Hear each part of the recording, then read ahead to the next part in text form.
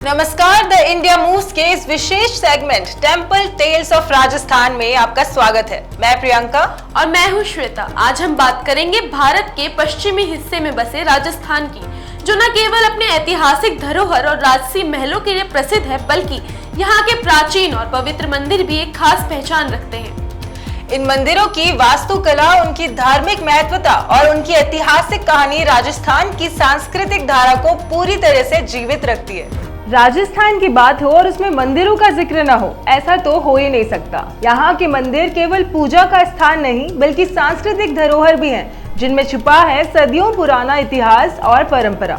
राजस्थान के मंदिर न सिर्फ श्रद्धालुओं का आस्था केंद्र हैं, बल्कि ये राज्य की संस्कृति, परंपराओं और कलात्मकता के जीवंत उदाहरण भी हैं।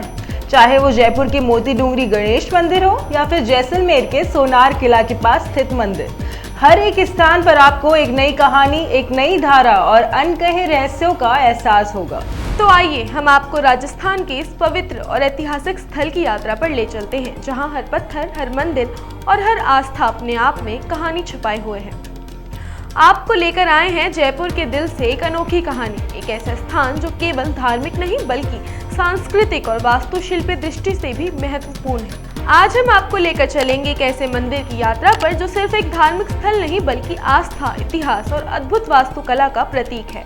जयपुर का प्रसिद्ध मोती डूंगरी गणेश मंदिर। जयपुर के दिल में बसा मोती डूंगरी किले की तलहटी में खास बात यहाँ भगवान गणेश की जो मूर्ति विराजमान है, उसकी सूंड दाईं ओर मुड़ी हुई है, जो शास्त्रों के अनुसार रक्षात्मक शक्ति का प्रतीक मानी जाती है।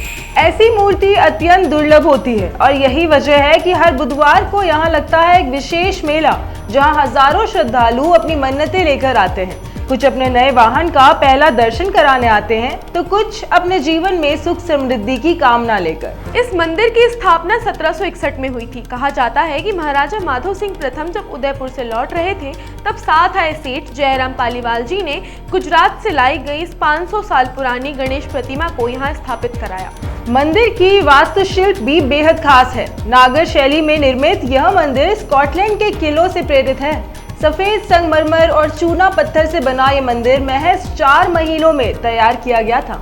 यहाँ 3 भव्य द्वार और सीढ़ियाँ हैं, जो मंदिर के मुख्य गर्भगृह की ओर ले जाती है। वातावरण हमेशा भक्ति और श्रद्धा से भरा रहता है।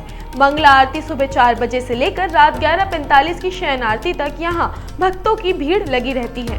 गणेश चतुर्थी पर तो यहाँ की छटा ही निराली होती है। हर साल यहाँ 251 किलो और 200 किलो के 4 विशाल लड्डू अर्पित किए जाते हैं। श्रद्धालुओं द्वारा विशेष रूप से तैयार भी किए जाते हैं। यह दृश्य सच्चे अर्थों में श्रद्धा का प्रतीक होता है। मंदिर से जुड़ी एक और खास बात है, यहाँ के महंत कैलाश शर्मा जी वो न केवल धार्मिक परंपराओं को निभाने में अग्रणी हैं, बल्कि सामाजिक और पर्यावरणीय गतिविधियों में भी सक्रिय भूमिका निभाते हैं। उन्होंने नो हॉर्न जैसे अभियानों में भी भाग लिया है और समाज में जागरूकता फैलाने का काम किया है। उनके मार्गदर्शन में यह मंदिर केवल पूजा स्थल नहीं बल्कि सामाजिक आदर्श भी बन चुका है। जयपुर आने वाला हर श्रद्धालु और पर्यटक इस मंदिर की दिव्यता से जरूर प्रभावित होता है। हर साल यहाँ करीब 1.5 लाख से ज्यादा लोग दर्शन के लिए आते हैं। जहाँ तक रही अब पहुँचने की बात, तो मोती डूंगरी मंदिर जयपुर शहर से करीब 6 किलोमीटर की दूरी पर स्थित है।